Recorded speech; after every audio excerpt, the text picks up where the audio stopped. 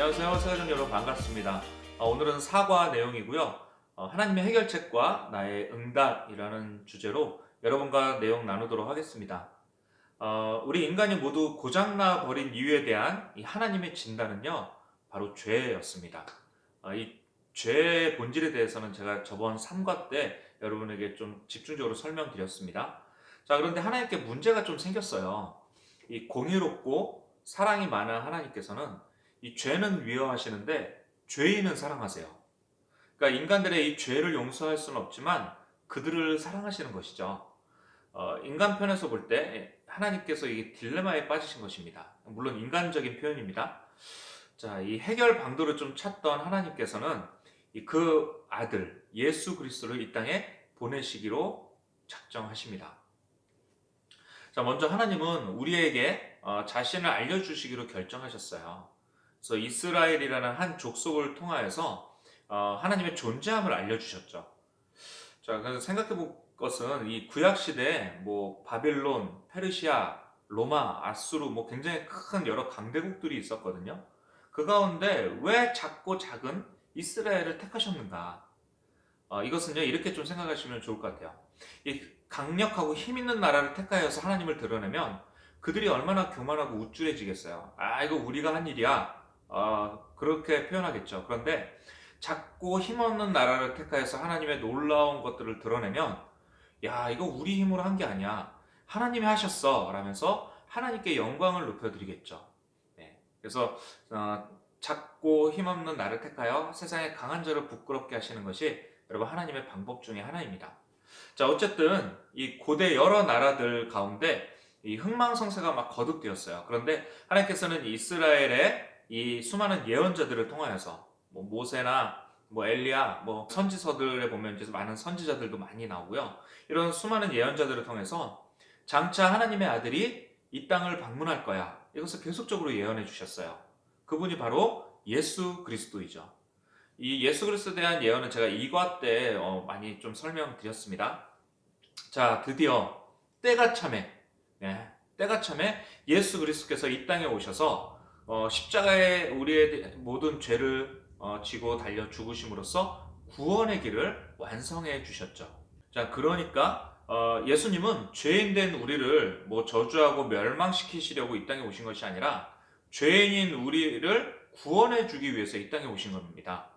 마태복음을 보시면 난 의인을 부르러 온 것이 아니라 죄인을 부르러 왔노라 라고 말씀하고 계세요.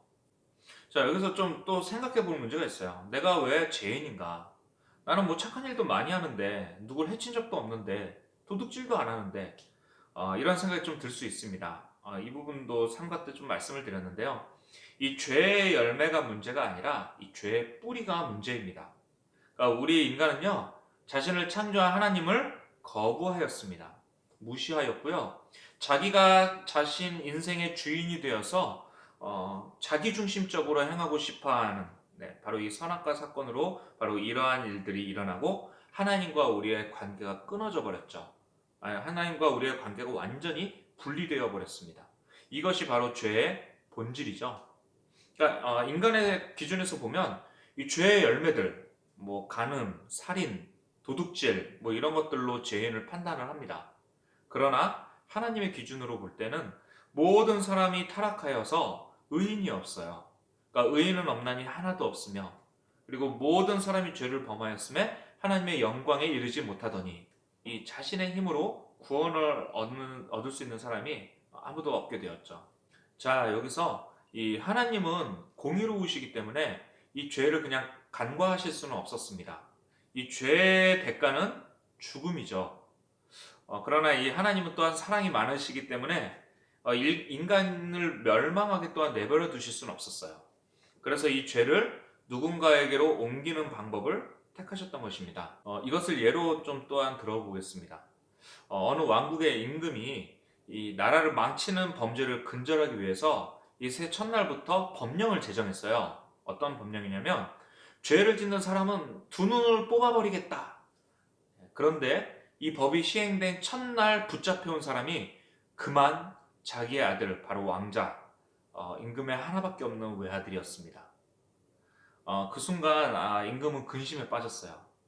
오늘부터 무효로 하고 내일부터 법 집행을 한다 하면 공의를 저버리는 일이 되는 거고, 그리고 아들의 두 눈을 뽑자니 맹인이 되겠고, 깊은 고민 끝에 이 임금은 어렵게 결정을 내렸습니다.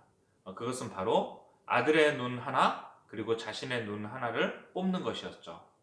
그렇게 함으로써 법도 지키고 그리고 사랑하는 아들이 맹인이 되는 것도 막을 수 있었던 것이죠. 하나님은 바로 이러한 방식으로 우리 인간을 구원해 주셨습니다. 예수 그리스도께서 우리의 인간의 죄를 대신 짊어지심으로써 인간을 구원해 주신 것입니다. 자, 이것이 바로 하나님의 해결 방안이시죠. 그래서 우리가 아직 죄인 되었을 때 그리스도께서 우리를 위하여 죽으심으로 하나님께서 우리에 대한 자기의 사랑을 확증하셨느니라. 아멘. 자, 하나님은 이 예수 그리스도께서 이 땅에 오시기 훨씬 전인 이 구약 시대부터 이 여러 제도적 모형을 통하여서 구원의 원리들을 이미 가르쳐 주셨었어요. 그러니까 대표적으로 네 가지의 모형이 있습니다. 첫 번째로는 바로 제사예요, 제사.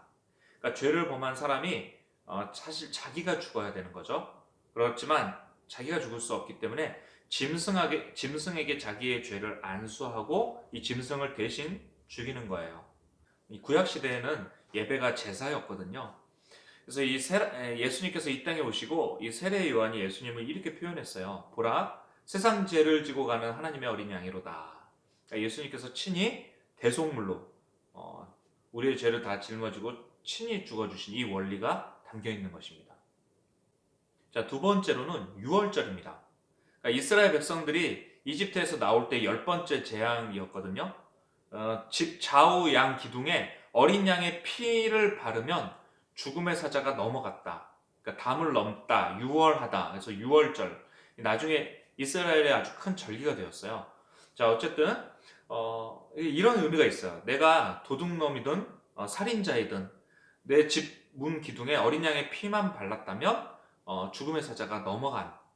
그러니까 구원은 은혜로 받는다라는 그 깊은 의미가 담겨 있는 것이죠. 자, 세 번째로는 성막입니다. 성막은 이 텐트 교회라고 좀 생각하시면 돼요. 그러니까 성전이 없을 시대에 이 텐트 치면서 이렇게 예배드리고 옮겨 다녔거든요. 자, 이 텐트 안에는 지성소와 성소로 구분이 되는데, 이 지성소는 아주 거룩한 곳, 하나님의 법궤가 있고 대제사장이 1년에 한 번 들어가는 그런 곳입니다. 그런 지성소와 성소 이 사이가 분리되어 있었지만 예수님께서 십자가에 달려 죽으실 때 이 휘장이, 그 가로막고 있던 휘장이 찢어졌다라고 말씀하고 있어요. 자, 이것은 또 이런 의미가 있어요. 예수님께서 하나님과 인간 사이에 막힌 담을 헐고 구원의 길을 열어주셨다. 이것을 시각적으로 또 보여주는 것입니다. 자, 네 번째로는 놋뱀입니다. 이 광야 생활을 하면서 이스라엘 백성들이 이제 막 불평을 하기 시작했어요. 그러니까 하나님께서 이 불뱀을 보내셔서 많이 죽게 하셨거든요. 자, 이때 이제 모세가 기도하니까 하나님 방법을 하나 알려주셨습니다. 그러니까 놋뱀을 만들어서 저 높은 곳에 매달고 많은 사람들이 이 놋뱀만 쳐다보면 살 것이다. 자, 이 말을 믿고 놋뱀을 쳐다본 사람들은 다 생명을 구했습니다. 이것은 또 좀 이런 의미로 또 해석하면 좋을 것 같아요. 오늘날에도 이 땅에 교회가 얼마나 많습니까? 밤만 되면요, 십자가의 빨간 네온 사인들이 아주 곳곳에서 막 반짝반짝입니다. 정말 많이 있죠. 그것이 이 시대의 노뱀이 아닌가. 이것을 보고 저것만 쳐다보면 사는데 우리는 그저 세상을 보고 세상 속에서 하나님을 모른 채 그렇게 살아가고 있는 건 아닌가 그런 생각이 듭니다. 자, 이러한 예언대로, 약속대로 예수님께서는 이 땅에 오셔서 정말 단 한 번의 죽으심으로 위의 모든 예언들을 다 이루어 주셨습니다.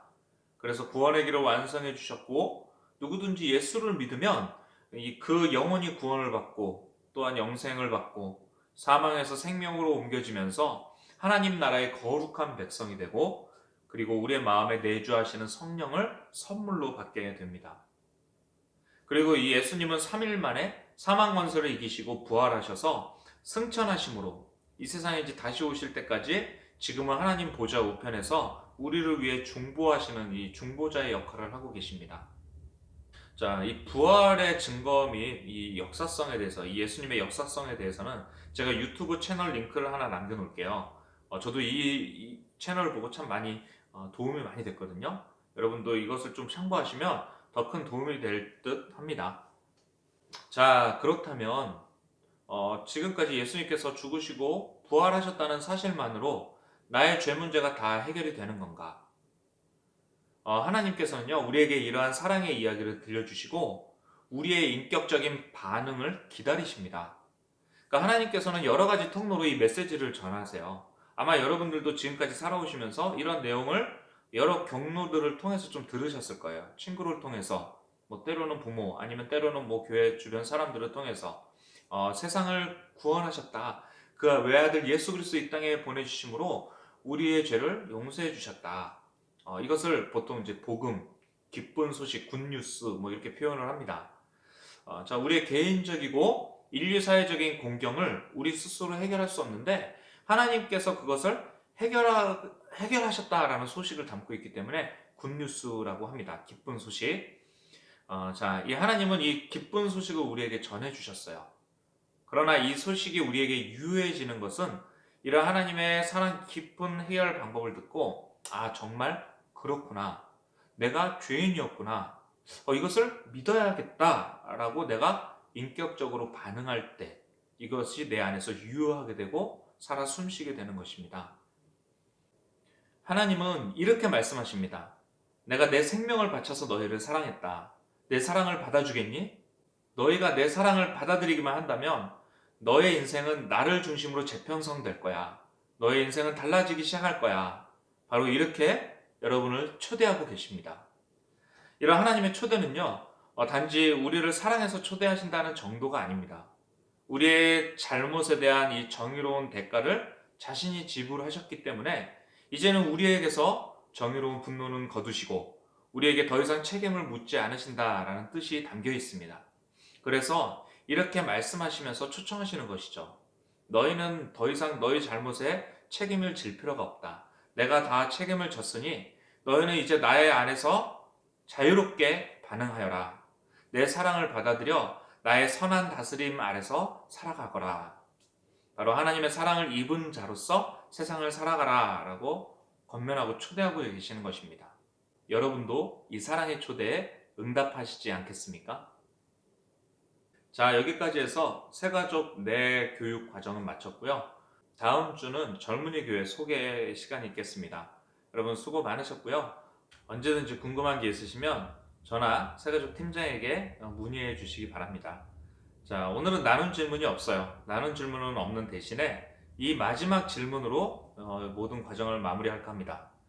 예수님께서 당신에게 영원한 사랑의 길을 열어주셨는데 당신도 세상 끝날까지 예수님을 사랑하시겠습니까?